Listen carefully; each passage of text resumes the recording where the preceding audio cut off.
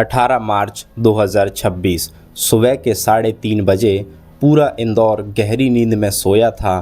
तिलक नगर की Brajeshwari annex colony में सन्नाटा था, लेकिन इसी सन्नाटे के बीच एक घर की पार्किंग में खड़ी एक इलेक्ट्रिक कार धीरे धीरे मौत का जाल बुन रही थी। अगले 30 मिनट में जो हुआ उसने न केवल मध्य प्रदेश बल्कि पूरे देश को झकझोर कर रख दिया।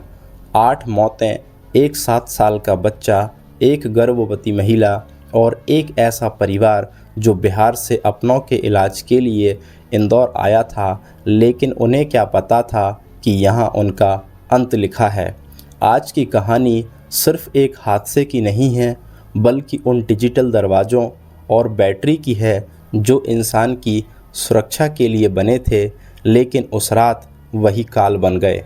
कहानी शुरू होती है इंदौर के ब्रजेश्वरी एनेक्स कॉलोनी में रहने वाले रबर कारोबारी मनोज पुगलिया के घर से। खुशहाल परिवार था, घर में मेहमान आए हुए थे। मनोज जी के साले विजय सेठिया अपनी पत्नी और बच्चों के साथ बिहार के किशनगंज से इंदौर आए थे। मकसद था इलाज और परिवार के साथ कुछ वक्त बिताना। रात को सब ने साथ खाना खाया, हंसी मजाक हुआ और सब अपने अपने कमरे में सोने चले गए। घर के बाहर पार्किंग में खड़ी थी उनकी नई टाटा पंच ईवी। सोने से पहले गाड़ी को चार्जिंग पर लगाया गया था। किसी को अंदाज़ा नहीं था कि जिस बिजली से घर रोशन होता है वही बिजली उस रात तबाही का सामान लेकर आएगी। सुबह 3:30 बजे कार की बैटरी में अचानक एक स्पार्क होता है। लिथियम आयरन बैटरी की फितरत है, एक बार आग पकड़ी तो उसे बुझाना नामुमकिन है। कार से लपटे उठी और सीधे घर के मुख्य द्वार तक पहुंच गईं। धुआं इतना जहरीला था कि गहरी नींद में सो रहे लोगों को संभलने का मौका तक नहीं मिला। लेकिन असली त्रासदी तो अभी शुरू होनी थी। जैसे ही आग बढ़ी, घर के बिजली के तारों में धमाका हुआ और यहीं पर मॉडर्न टेक्नोलॉजी ने धोखा दे दिया। घर के सारे दरवाजे डिजिटल लॉक थे। बिजली कटते ही वो लॉक जाम हो गए। अंदर फंसे लोग चिल्ला रहे थे, खिड़कियों को पीट रहे थे, लेकिन वो स्मार्ट लॉक उनकी मौत की वजह बन गए। और फिर हुआ वो धमाका जिसने पूरी कॉलोनी को हिला दिया।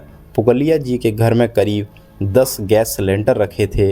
एक के बाद एक 3 सिलेंडर फटे। घर का पिछला हिस्सा ताश के पत्तों की तरह ढह गया। आग की लपटें 30 फीट ऊपर तक जा रही थीं। पड़ोसियों ने जब धमाका सुना तो लगा कि भूकंप आया है। पुलिस और फायर ब्रिगेड की 10 गाड़ियां मौके पर पहुंची, लेकिन नज़ारा इतना खौफनाक था कि बचाव कर्मी भी सहम गए। फायर ऑफिसर संतोष दुबे की रिपोर्ट के मुताबिक घर के अंदर का तापमान इतना ज़्यादा था कि लोहे की ग्रिल भी पिघल रही थी। पुलिस ने जब घर के अंदर प्रवेश किया तो मंजर दिल दहला देने वाला था। सीढ़ियों पर सब पड़े थे, शायद वो आखिरी दम तक बाहर निकलने की कोशिश कर रहे थे।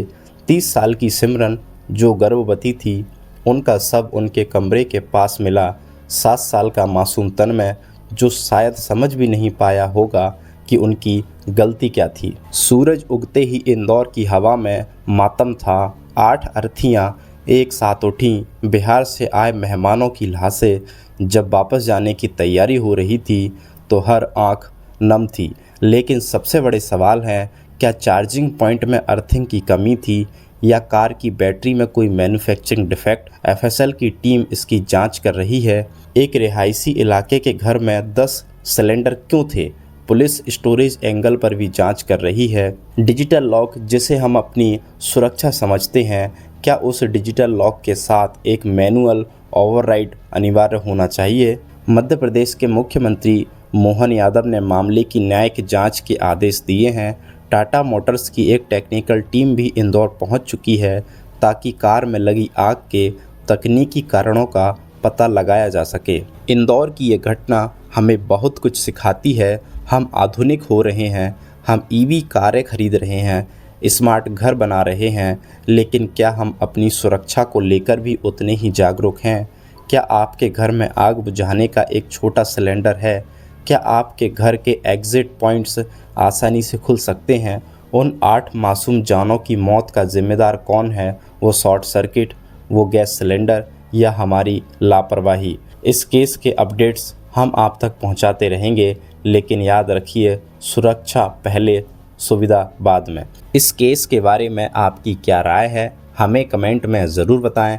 वीडियो अगर आपको जानकारीपूर्ण लगी हो तो वीडियो को ज़्यादा से ज़्यादा शेयर और लाइक ज़रूर करें। धन्यवाद।